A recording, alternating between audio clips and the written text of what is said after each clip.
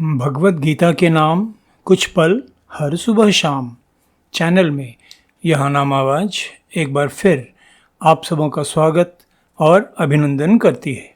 कल भगवत गीता द्वितीय अध्याय की श्लोक दर श्लोक चर्चा समाप्त हुई थी और अब बारी है तीसरे अध्याय के शुरुआत की। लेकिन साथियों, भगवत गीता तृतीय अध्याय की शुरुआत के पहले हम एक पड़ाव लेंगे, विचार करेंगे कि अब तक भगवत गीता से हमने क्या सीखा, क्या पाया, हम में कुछ बदलाव, कुछ गुणात्मक परिवर्तन यानी क्वालिटेटिव चेंज, कुछ सुधार आना शुरू हुआ या नहीं।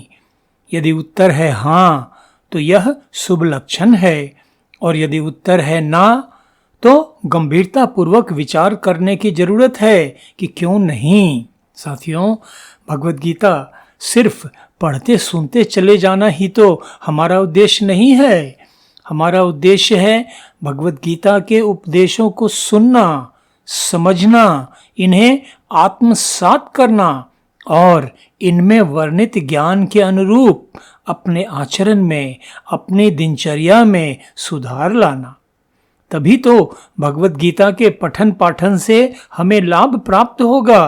तो आज भगवत गीता ज्ञान यात्रा के दूसरे पड़ाव में हम थोड़ा विश्राम करें और मुड़कर देखें कि अब तक हमने क्या सीखा, क्या पाया। साथियों, भगवत गीता हमारे देश की एक ऐसी अनमोल आध्यात्मिक धरोहर है जिसमें समाहित ज्ञान पश्चिमी देशों के प्रमुख विद्वानों, दार्शनिकों तथा वैज्ञानिकों को भी प्रभावित और अचंभित करता है। वे इसका गंभीरतापूर्वक अध्ययन करते हैं और जीवन में लाभ प्राप्त करते हैं। पश्चिमी देशों के प्रमुख लेखक, दार्शनिक, वैज्ञानिक Aldous Huxley, Henry Thoreau, Robert Oppenheimer, Ralph Emerson, Carl Jung, Herman हेस इत्यादि पश्चिमी देशों के प्रमुख लोगों ने भगवत गीता के महत्व को समझते हुए इसे अपने अपने जीवन में अपनाया। परमाणु बम के आविष्कारक, विश्व प्रसिद्ध अमेरिकी वैज्ञानिक रॉबर्ट ओपेनहाइमर ने तो वर्ष 1933 में संस्कृत भाषा सीखी और भगवत गीता का मूल रूप में अध्ययन किया। इसके बाद उन्होंने कहा कि भगवत गीता उनके जीवन को गहराई से प्रभावित करने वाली पुस्तकों में से एक है। प्रसिद्ध अंग्रेज कवि तथा पत्रकार सर एडविन आर्नोल्ड ने वर्ष 1885 में भगवत गीता का संस्कृत से अंग्रेजी भाषा में कविता रूप में अनुवाद किया, द सॉन्ग सेलेस्टियल, जो आज भी प्रसिद्ध है तथा श्रद्धापूर्वक अनेक देशों में पढ़ी जाती है। साथियों, पश्चिमी देशों के अनेक ऐसे विद्वान हैं जो भगवत गीता का कम से कम एक श्लोक पढ़े बिना सुबह का नाश्ता नहीं करते। महात्मा गांधी, जिन्हें देश ने राष्ट्रपिता का सम्मान दिया, कहा करते थे, जब निराशाएं मुझे चारों ओर से घेर लेती हैं, मैं बिल्कुल अकेला पड़ जाता हूँ, कहीं आशा की कोई किरण नज़र नहीं आती है, तो मैं भगवत गीता खोल लेता हूँ और इसमें मुझे कोई न कोई श्लोक मिल जाता है जिसे पढ़कर मेरी हिम्मत वापस लौट आती है और तमाम कठिनाइयों के बीच भी मेरे चेहरे पर मुस्कुराहट आ जाती है। हमारे यशस्वी प्रधानमंत्री श्रीमान नरेंद्र मोदी जी भगवत गीता को भारत द्वारा विश्व को दी गई सबसे अनमोल भेंट बताते हैं। साथियों, भारतीय अंतरिक्ष अनुसंधान संस्थान द्वारा 27 फरवरी 2021 में अंतरिक्ष में जो रॉकेट भेजा गया, उसमें एसडी कार्ड के रूप में भगवत गीता भी अंतरिक्ष में भेजी गई। ये है भगवत गीता का आज के समय में भी महत्व। तो साथियों, देश विदेश में भगवत गीता के महत्व की चर्चा करने का मेरा उद्देश्य यह है कि हम साधारण लोग भी भगवत गीता के महत्व को भली भांति समझें और इसके उपदेशों से लाभान्वित हों। दुर्भाग्यवश, बुरा न मानेंगे, हम साधारण लोगों की एक प्रवृत्ति होती है जिसके बारे में कहावत है, घर का जोगी जोगड़ा, आन गांव का सिद्ध। हम उन चीज़ों को कम महत्व देते हैं जो हमारे घर में ही हैं, हमें आसानी से उपलब्ध हैं। साथियों, घर घर में भगवत गीता पुस्तक रहने पर भी इसे केवल झाड़ पोंछ कर, साफ कर, धूप बत्ती दिखाकर छोड़ दिया जाता है। इसका गंभीरतापूर्वक अध्ययन कर अपना जीवन सुधारने वाले लोग कम हैं, जिसे दुर्भाग्य ही कहा जाएगा। तो साथियों, भगवत गीता के दूसरे अध्याय में हमने देखा कि श्री कृष्ण अर्जुन की कायरतापूर्ण भावुकता को तिरस्कार पूर्वक नकार देते हैं और उसके इस भाव की निंदा करते हुए कहते हैं उससे, कुतस्त्वा कश्मलम इदम विस्मय समुपस्थितम अनार्यजुष्टम अस्वर्ग्यम अकीर्तिकरम अर्जुन। अर्थात अर्जुन, तुझे इस असमय में यह मोह किस कारण से उत्पन्न हुआ?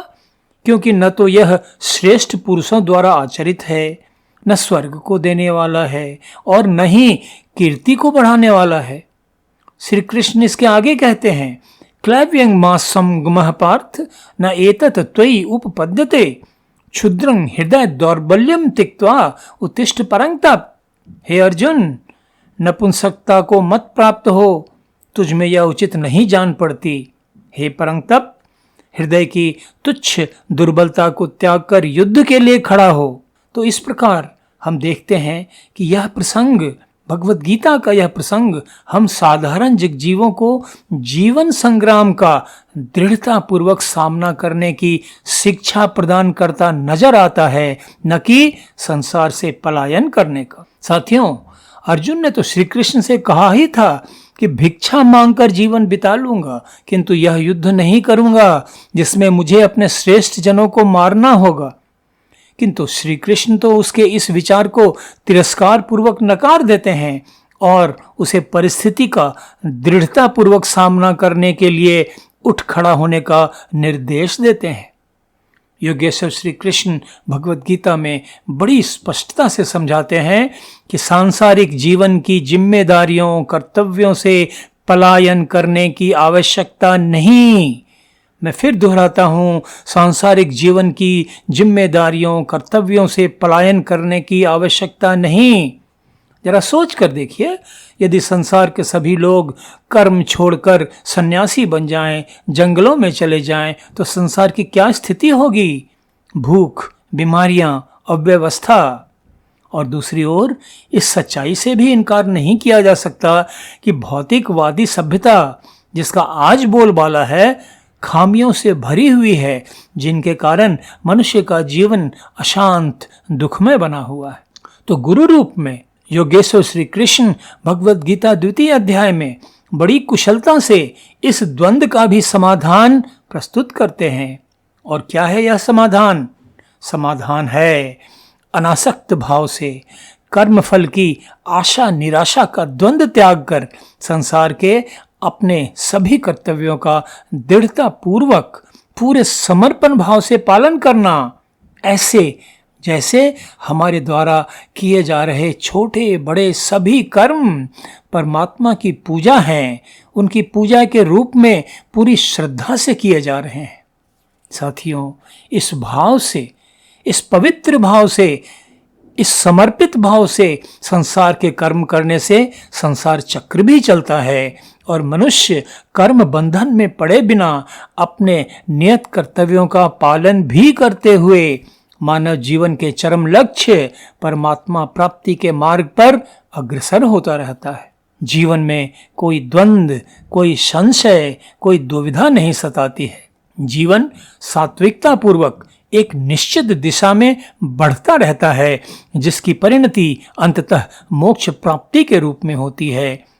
इस प्रकार भगवत गीता का ज्ञान हम जगजीवों को संतुलित जीवन जीने की निर्भ्रांत शिक्षा प्रदान करता है, जिसमें लौकिक तथा पारलौकिक दोनों लक्ष्य प्राप्त हो जाते हैं। जीवन सुखद आनंदमय हो जाता है। आज बस इतना ही।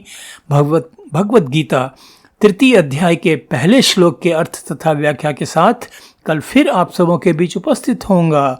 तब तक आप सबों के लिए अशेष मंगल कामनाएं। धन्यवाद। नमस्कार।